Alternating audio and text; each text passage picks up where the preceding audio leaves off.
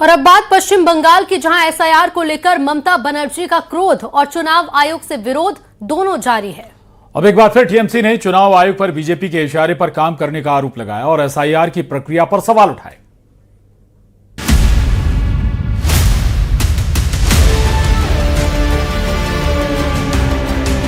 पिछले 47 दिनों में 5वां मौका है जब एसआईआर को लेकर टीएमसी का प्रतिनिधिमंडल चुनाव आयोग का आमना सामना हो रहा है। इस मुलाकात में टीएमसी चुनाव आयोग से 3 आरोपों के बारे में शिकायत करेगी। टीएमसी का पहला आरोप, बड़ी संख्या में जिंदा मतदाताओं को मतदाता सूची में मृत घोषित कर दिया जा रहा है। टीएमसी का दूसरा आरोप, राज्य में माइक्रो ऑब्जर्वर की तैनाती पर पार्टी ने सवाल खड़े किए। टीएमसी का तीसरा आरोप, बीजेपी नेताओं की गाड़ियों में बड़ी संख्या में फॉर्म 7 मिल रहे हैं जो वोटर डिलीशन से जुड़े होते हैं। इस मुलाकात से पहले बंगाल की सीएम ममता बनर्जी ने केंद्र सरकार और केंद्रीय सुरक्षा बलों पर बड़ा आरोप लगाया है। ममता ने आरोप लगाया है कि बंगाल में एसआईआर के काम में केंद्रीय सुरक्षा बलों का इस्तेमाल किया जा रहा है। আমি জীবনে দেখিনি, এমনকি আমার কাছে একটা খবর এসেছে কদিন আগে আপনাদের সাংবাদিকদের আর্মি অফিস থেকে কাউকে কাউকে ইনভাইট করা হয়েছিল জাস্ট টু টক। আমি এর মধ্যে কোনো ভুল দেখি না, আমি ওদের সম্মান করি, আমি সব ফোর্সকেই, কিন্তু একটা রিকোয়েস্ট করব, আমার কাছে খবর আছে ফোর্ট ইলিয়ামে একজন কমান্ড্যান্ট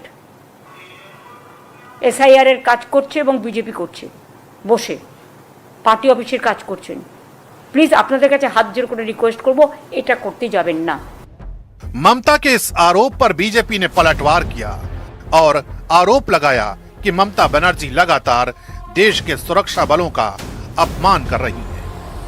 किस जगह पे एक सेंट्रल एजेंसी का रेड चल रहा है उससे फाइल छीन सकते हैं, वो भी कोर्स कैंप का हवाला का।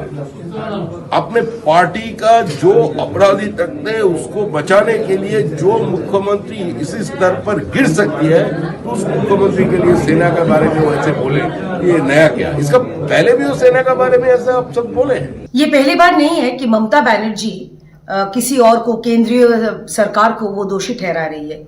बीएसएफ का काम है जो बॉर्डर है, इंटरनेशनल बॉर्डर, अंतर्राष्ट्रीय जो बॉर्डर है उसका सुरक्षा देना। लेकिन ममता बनर्जी अंतर्राष्ट्रीय बॉर्डर का सुरक्षा देने के लिए वो जमीन नहीं देती है, ये एक बार के लिए नहीं कहा। माननीय गृह मंत्री कुछ दिन पहले जब बंगाल आए थे, उन्होंने स्पष्ट रूप से कहा है कि उन्होंने चिट्ठी लिखा है 7 बार।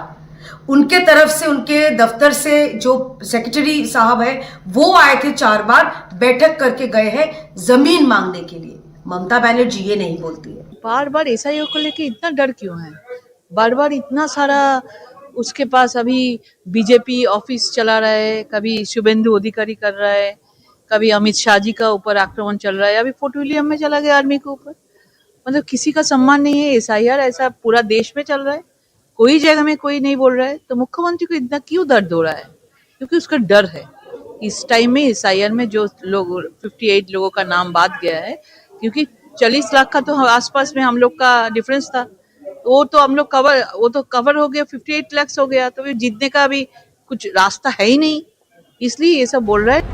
बंगाल में एसआईआर के ऐलान के पहले से ही ममता बनर्जी सरकार उसके विरोध में है और एसआईआर को लेकर केंद्र और बीजेपी पर आए दिन तरह तरह के आरोप लगाती रहती है।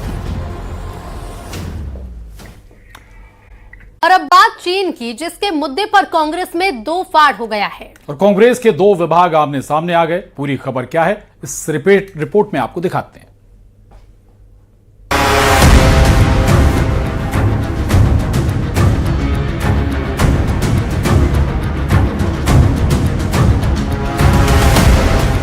बीजेपी और चीन की कम्युनिस्ट पार्टी के प्रतिबंधन की एक मुलाकात अब सिर्फ सत्ता पक्ष के लिए सवाल नहीं बन रही, बल्कि कांग्रेस के भीतर ही सियासी खींचतान की वजह बन गई है। इस मुद्दे पर कांग्रेस के 2 अहम विभाग आमने सामने आ गए हैं।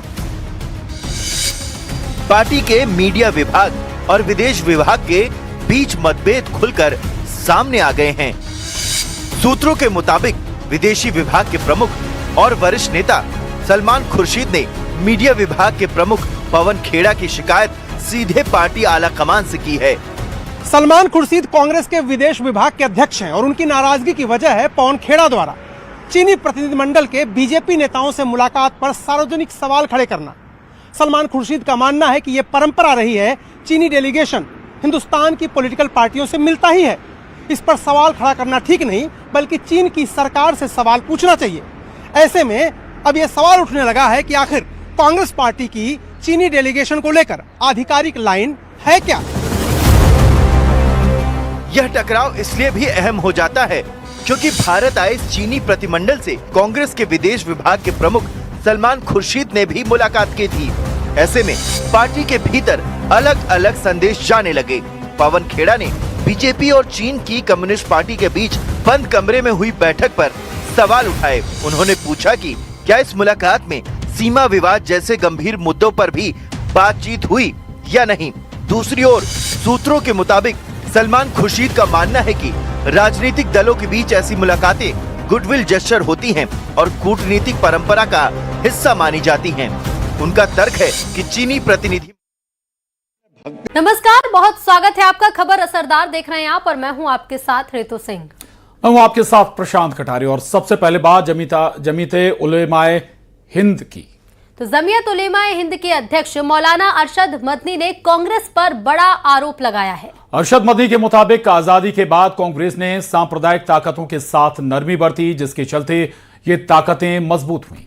अगर 1948 में महात्मा गांधी की हत्या के बाद उन्हें कुचल दिया जाता तो देश बर्बाद नहीं होता। ऐसे में सवाल यह है कि क्या मदनी के मुताबिक देश में कांग्रेस ने नफरत का बीज बोया।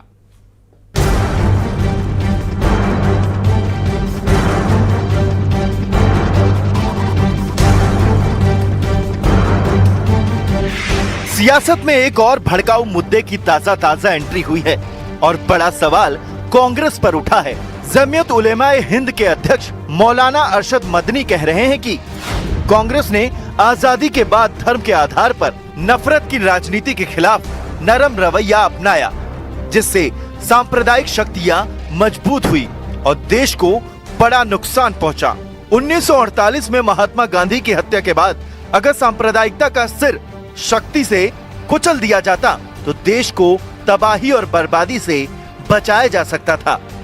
ये बयान सामने आया तो कुछ और लोगों ने कांग्रेस के खिलाफ मोर्चा खोल दिया। ये सच है, ये बीज नफरत का कांग्रेस ने बोया है। ऐसे ऐसे हिंदू मुस्लिम फसाद हुए हैं जिनकी मिसाल नहीं मिल सकती। ये सब कांग्रेस के जमाने में हुआ है। सांता क्लॉज को तोड़ना, आज जो लोग कह रहे हैं कि हिंदुस्तान में रहना है तो जय श्री राम कहना है, शायद ये चीजें ना होती। ये सब कांग्रेस की देन है। लेकिन सियासत का नजारा ऐसा है कि इस सियासत में कोई पीछे नहीं है। राज ठाकरे उत्तर भारतीयों के खिलाफ आग उगल रहे हैं। नीतीश राणे हिंदुत्व की ताल ठोक रहे हैं।